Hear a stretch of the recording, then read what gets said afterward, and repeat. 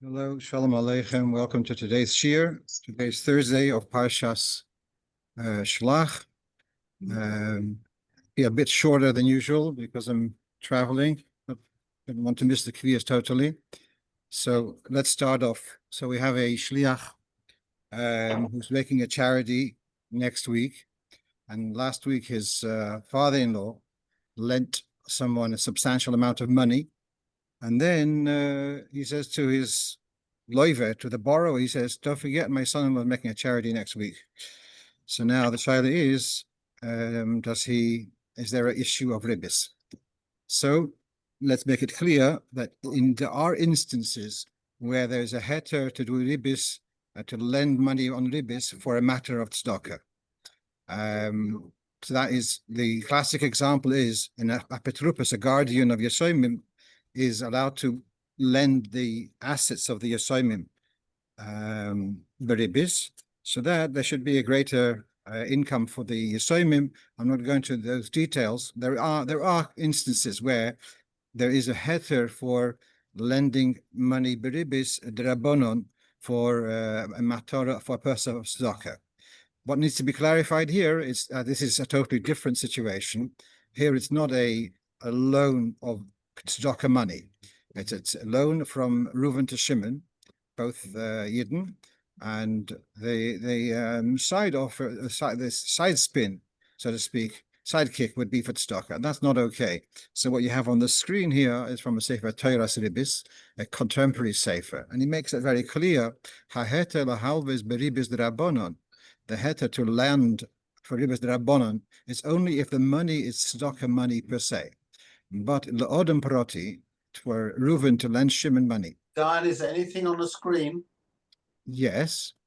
Okay, we can't see it. He's Nothing trying there. to say. Okay. I'll try again. Yeah. Try again.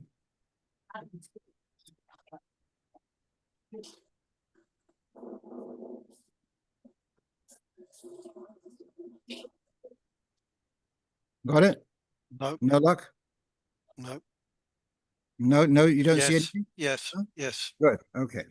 So now that's what he says here, that Abel Odom Proti, to lend Reuven to Shimon privately, you're not allowed to lend money beribis, even almanas sheyitin haloive haribis yeshirus litzedakah, even if the loiv gives the money straight to tzedakah, that's not allowed. So just brings me back many years ago. There was a young man in our community who wanted to start a business, and he approached a local person who was a businessman, who was quite comfortable, and he asked him to lend me money to set up my business. And he said, sure, but you realize that I'm going to take out the money to give you, I'm going to have to take it out of my savings account. And that's going to cost me, I'm going to be losing the income. Chas v'shel, I'm not asking you for ribbis, but whatever I would have gotten from the from the bank, from the building society, I want you to give that to the Lubavitch Foundation.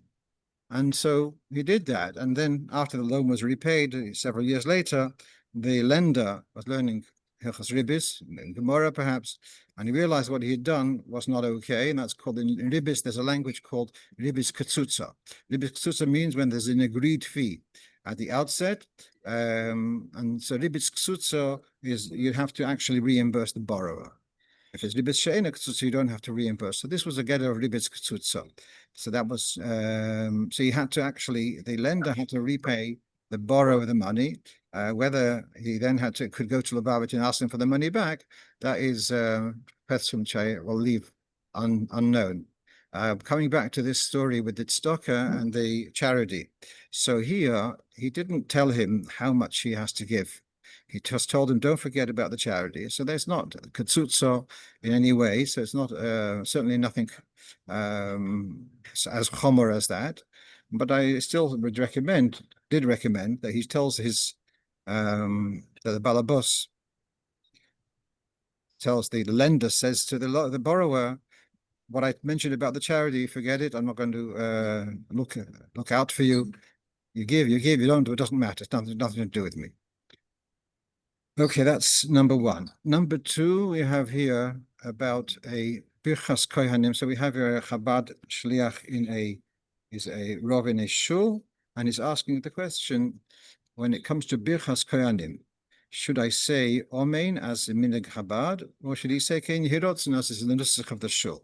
Now, so I think we may have discussed this before. Why is there a difference between saying Kein Hirotzen or saying Omein? So in the Siddur, I have sources where the Alter Rebbe has, I think, from Rav Hai about saying Omein. The question is really the perspective. Is it a bracha or is it mentioning a bracha? And the Welt seems to be looking at the Birkas Kohanim of the Chazan as just Zeichel Adover. Therefore, they say Ken Yehirotzen, but not Omein. They don't see it as a bracha per se. Whereas the Rav Hai and the Alter Rebbe takes that follows that mahalach, that approach, sees that it is a bracha, and therefore we do say Omein. Of course, you answer Omein if it's not like the nusach of the tzibur, so you say Omein quietly rather than bothering other people by doing a different nusach. But in principle, you should be answering Omein. But I saw something. Someone brought to my attention a fascinating thing that the Rav Pikarsky, the Rosh Hashiva in 770. In my time, so his Rebbe in Poland was a Kozhik Lovarov, who was a Talmud of the Avnei Nezer. And Avnei Nezer gekocht sich stark in Alter Rebbe, and the Kozhik Lovar even more so. So in the Kozhik Lovar Sefer called Eretz Tzvi, so he has the following question, and as you can see us on the screen, in Siman Lamed. How is it that in Ashkenazim, in Chutz La'aretz, at least, are missing out on the mitzvah deraisa, that the Kohanim should be benching the Yidden b'chol yom? It's a mitzvah deraisa. So you say because various excuses are given, but still remains a question, missing out on mitzvah deraisa. So he comes up with an amazing chiddush, and he says that the Chazan who's saying the Birkas Kohanim, he's doing so as a shliach of the Kohanim. And therefore, shlucha shalom kamoisoi. Like you can have a shliach to do a bris, and you can have a shliach to do pidyon ben, a shliach v'kisei adam. So it's a shliach. He's also a shliach to deliver the bracha. He then himself asks if perhaps a kohen should appoint a Yisroel to bring korbanos on the mizbeach. So he behemshech of that shuvah, he demolishes that. But he comes up with this chiddush. The Chazan is actually giving Birkas Kohanim b'shlichusam shel Kohanim. So all the more that the answer should be Omein. But there's also something which we've discussed several times. The minhag of the Rebbe was very, very pointed that to look at the Chazan b'shas Birkas Kohanim. And so that's because of the inyan of Ponim el Ponim. Indeed, there's a Talmud of the Kozhik Lovarov. His name was, forgotten his name. He lived in Eretz Yisrael. Survived the war and came to Eretz Yisrael, and he gave over this word of the Kozhik Lovarov, the Eretz Tzvi, that the Shlucha Shalom Kameisei, that the Kohen, the Chazan is like a Kohen. So they asked about it. What about the fact that he doesn't raise his hands? Kohen meant to raise their hands when they give the brachas. He shows us not le ma'akiv. Then he goes further. What about the inyan of? I live in the front. And what about the inyan of Ponim el Ponim? So the Rosh Hashiva, this Talmud of the Kozhik Lovar said that the Kozhik Lovarov was very fakocht in Alter Rebbe's Shulchan Aruch, and if you look in Alter Rebbe's Shulchan Aruch,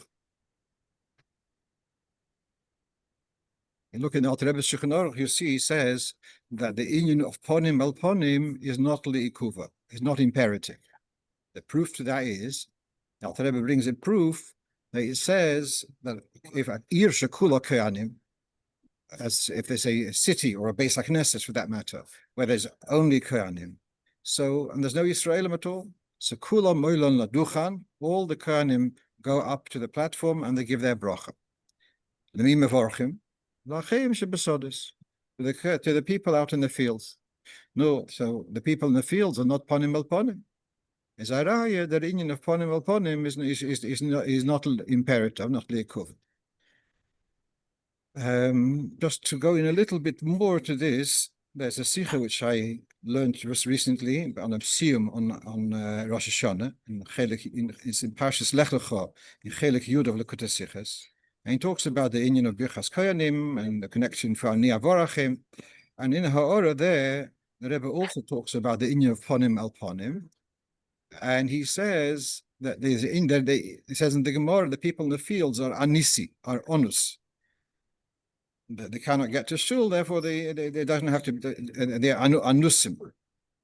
So the Rebbe then brings a chiddush of the Rakachover that sometimes the onus is commander of it. We say because he can't do it, it's as if he's done it. So usually you say commander of it lo yamrinu. And sometimes you have Isha commander mehila damia it's not shaykhis, and therefore it's as if it's done already. And therefore the Rebbe says Amsha Basodis already have the inyan of Ponim el Ponim. So I saw this a little bit of a contradiction. The Alter Rebbe says a proof that Ponim al Ponim is not likuva from the Amsha Basodis l'chayre. And the Rebbe is saying the Amsha Basodis because they are nisi, they have the inyan of Ponim al Ponim. So my suggestion is the following. In the inyan of Ponim al Ponim, there's two parts to it. The Kohanim have to be facing the Kohol, and the Kohol have to be facing the Kohanim. That which it says in the Gemara, that the people out in the fields are anisi, they are onus, so they it's as if they have the inyan of Ponim el Ponim. That's what how the Rebbe learns there. But in the Alter Rebbe's Shulchan Aruch, he's not talking about the Amsha Basadas. He says the Kohanim ha'olam leduchan. They're going up to the duchan. There's no one there. So how are they fulfilling the inyan of Ponim al Ponim? And from there he brings the raya that Ponim al Ponim is not liikuv. And someone asked, what does it mean liikuva or not liikuva? B'di'eved or not? So the word is like this. Let's say there were Kohanim who were called up. And it turns out there was not a single person Ponim al Ponim. All the men who were in the shul, or there weren't any men, or the men they were not facing to the Kohanim. Do the Kohanim have to now give Birkas Kohanim again? So you say Ponim al Ponim is not liikuva. So that's what the Alter Rebbe is saying. So there's two nekudas here. One is mitzad ha'om, and then the Alter Rebbe's raya is from the Kohanim. And Ponim al Ponim is not liikuva. Fine. But coming back, therefore, we have this inyan that the Kohanim, the Chazan is fulfilling a shlichus of the Kohanim, and he's giving a bruch on behalf of the Kohanim. And that's why we look towards the Chazan. Now you can ask the question, it's all very well by the Sfardim who have this minhag, but there the Chazan is further to the back of the shul and middle of the shul. Therefore, when the church of the Chazan is Ponim el Ponim. But I buy the Ashkenazim of the Chazan is at the front of the shul, so there's no Ponim. So then, there is no Ponim el Ponim. So the Tzibur, mitzad their part, they turn to the Chazan. So they're inyan of Ponim el Ponim. The Chazan, because it's in minhag Ashkenaz, is standing up the front, is the Anisi, hotnish gebreres. Therefore, he doesn't have Ponim el Ponim. Therefore, but the Chazan will say Ponim el Ponim is not liikuv. Okay, it sounds actually a little bit Polish atayre, but okay, fine. So then this same Ingerman asks me in his shul, when it comes to Kaddish, does he say brichu, or does he say Omein, as it is in our Siddur? So let's go back to the history of this. So you have on the screen from the Hagbeh in Shulchan Siman and Vav, when the Chazan says brichu, so the should be answering Omein. On this, the Ramo says v'lo yinoagu loyma Omein acha yisborich v'lo acha brichu. So the Ramo says not to answer Omein. Then he has another thing, which is not to be interrupted between brichu le'elo. If you go in some shuls, they have the Damiram Bi'olmo, sorry, not Damir Bi'olmo, Shmei de Kidsha, brichu le'elo. So there is in Ramo, it says not to be mafsik between brichu and le'elo, which is another discussion. But meanwhile, what you have on the screen from the Siddur Reb Shabsi Sefer. Reb Shabsi, Reb Shabsi Sefer was a Talmud of the Lavush, so this is about 400 years ago, and he published the Siddur, and then he also had a manuscript, lots of notes about the Siddur, and these were published from Ksav Yad about 30 years ago. So you have several volumes of Siddur Reb Shabsi Sefer, fascinating stuff. So meanwhile, he has the following. You can see here on the screen, Yesh Noyagim, there are those who have a custom, when the Chazan comes to put Shabrichu, they also say Brichu. So you see in Ramo, it doesn't say about answering Brichu, it just says not to answer Omein. It doesn't say to say Brichu. But here he says that no, it's 400 years ago. He's putting on record there are those who do say berichu. Perhaps they're doing so because the Torah says in the name of Rav Amram to answer Omein. And then the Torah says that they don't. It's not the minhag to do so.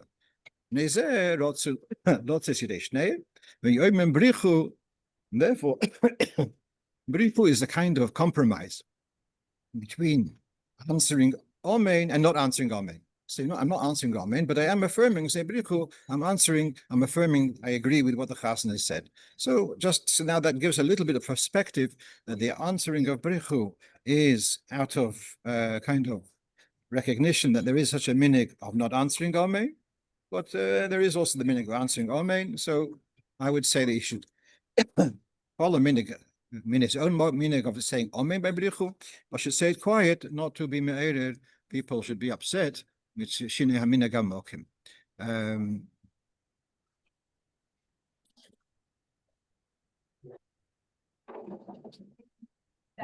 let's move on. So now I got a question also this past week, and that is, if you have a young man became a father on Shabbos day, and he comes Shabbos on the afternoon to Shul, and he wants to make a sbirych, perhaps to give a name for the baby girl, and so he's a Yisroel, so he has shlishi. So when do you say the sbirych? So the sensitivity here is that we have the Kaddish. Normally, Kriyas Torah is followed by Kaddish. Here, the Kaddish, then we have a Kaddish, which is the beginning before Shemon Esrei of Mincha. So we use the same Kaddish to cover for both.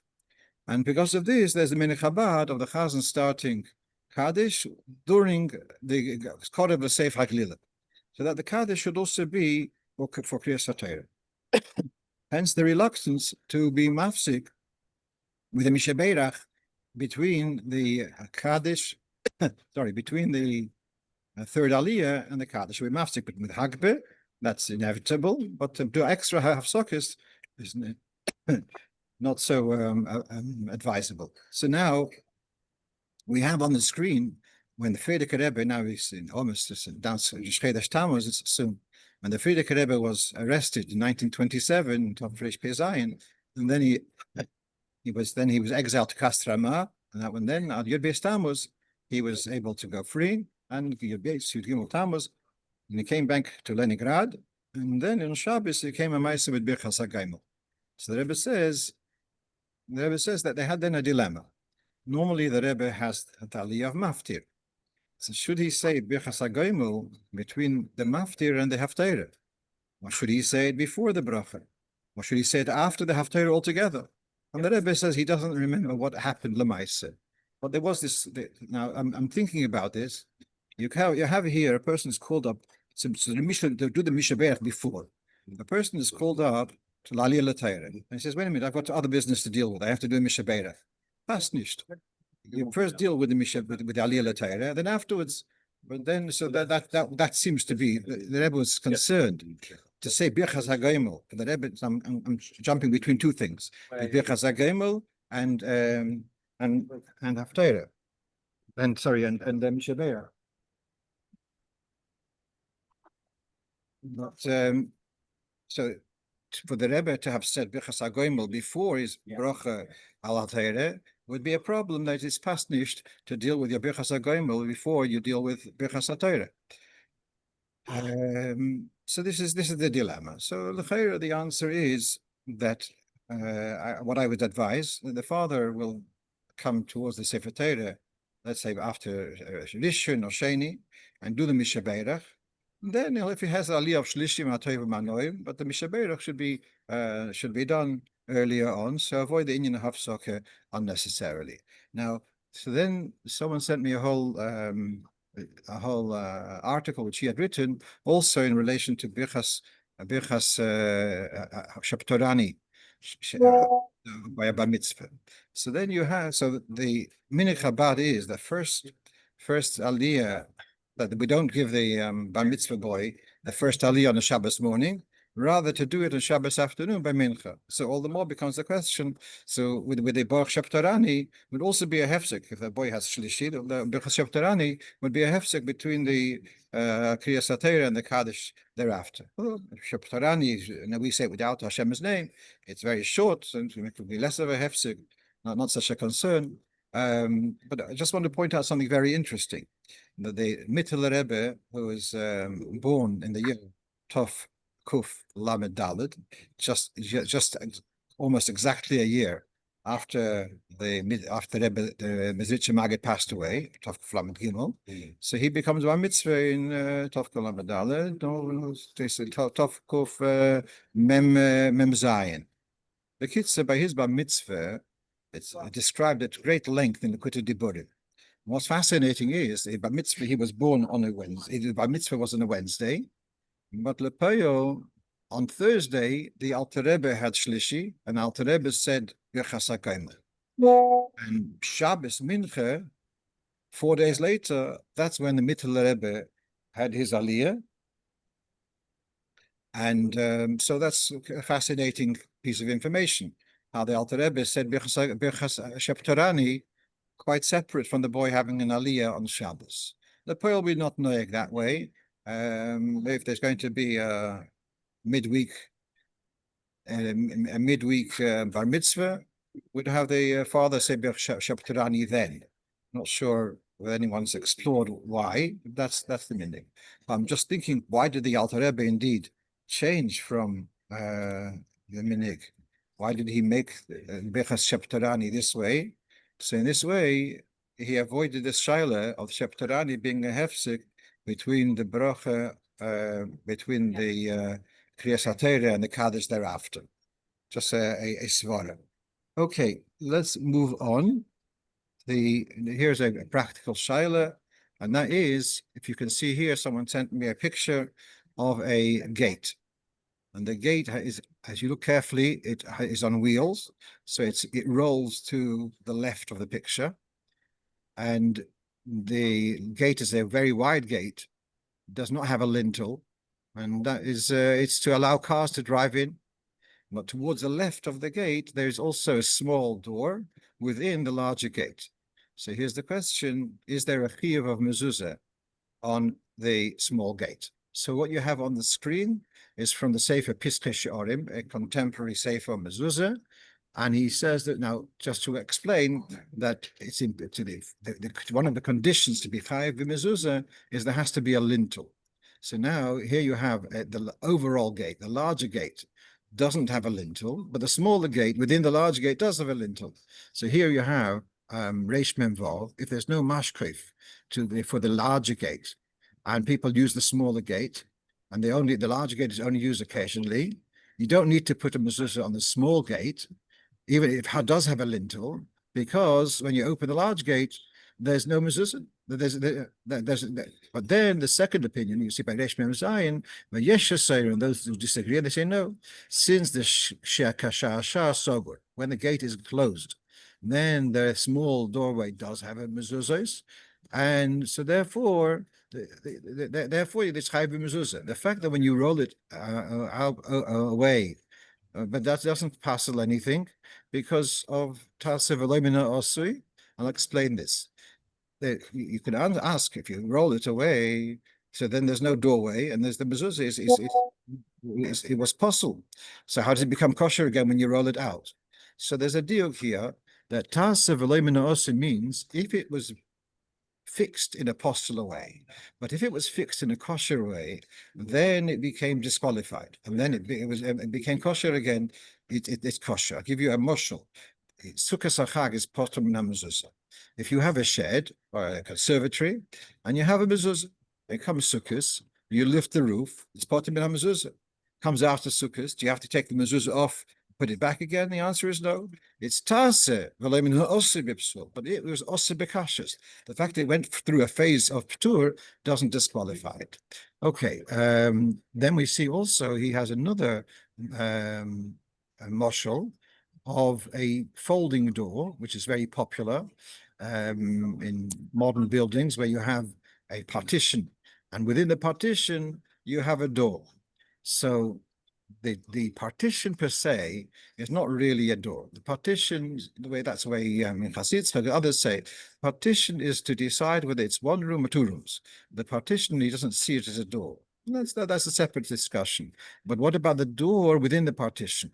So this is what he writes over here, Reish Mem Ches, when you have a folding wall, and inside there's a door, and it's used for, that's used when the folding wall is in place as a wall. That's used for a door. So he says one should put up a mezuzah, and in conclusion, we have here on the screen, he writes, because of the dilemma, some say yes, some say no, one should put up a mezuzah, but without a bracha. What more do we have? We have here perhaps one or two more shilas. One last shaila, which I don't have anything on the screen, and that is someone asked me, they have about a crock pot, using a crock pot for Shabbos. How edible does the food have to be before Shabbos? So the crock pot, I'm going to assume, generally does not have the facility called Rov of Anash, which means if you want to leave food to cook into Shabbos, you'd have to have a blerach somehow to cover the fire. In a crock pot, that's not necessarily so cheap. So here's the shaila: how do you can you put up a cholent before Shabbos? So the simple answer is, if the food is mamish raw, just before Shabbos, and especially if you put in a chunk of raw meat just before Shabbos, the whole inyan but the whole inyan of Shem Yachate doesn't really apply nowadays, especially with a crock pot, etc. But Lomazog, and let's go back to the original Shem Yachate. That's if you wanted to have the food ready for tonight. It's getting late, it's not ready. So there's a temptation, Shem Yachate. When it comes to if you put in a raw piece of meat, so that's been a statement. That's a statement to say, I'm not in a rush, you can take time, and it's going to be ready tomorrow. It's not going to be for supper, it's going to be for tomorrow's lunch. And therefore, there's no temptation for Shem Yachate. So I told her, if you put in a piece of raw meat just before Shabbos, then that would allow you to avoid the inyan of Rov of Anash, possibly even other foods also, but certainly even if the other food was semi-cooked, but you put in a piece of raw meat, that's going to take away the chashash of Shem Yachate, and then you're allowed to leave it to stew and be ready for Shabbos day. I'm going to stop here and wish you all a good Shabbos, and about next week, we'll be in touch closer to the time. Next week I'll be in flight at this time of the day, but if I manage to get online in a flight, I'll be very happy to keep up the kiyas of learning this year. That's also depending on whether I have shilas coming in during the week. Could be and shilas with answers. Okay, be well, and we should hear b'suras tevis from Artzeinu Hakdosha, and especially today. Chav Gimel Kislev, Chav Gimel Sivan, Ayukosef Kechol Asher Tzivo. The Eibishter should inscribe, should be Yad Yisroel al Hayoino, Didan Notzach, Beifen Muchlet, Beifen Echloti, Leine Kol Ha'amim, and Iker, she's a Geula Shleiman, Mashiach Tzedkein, Kol Tov. Shabbos. Good Shabbos. Vorgesundheit.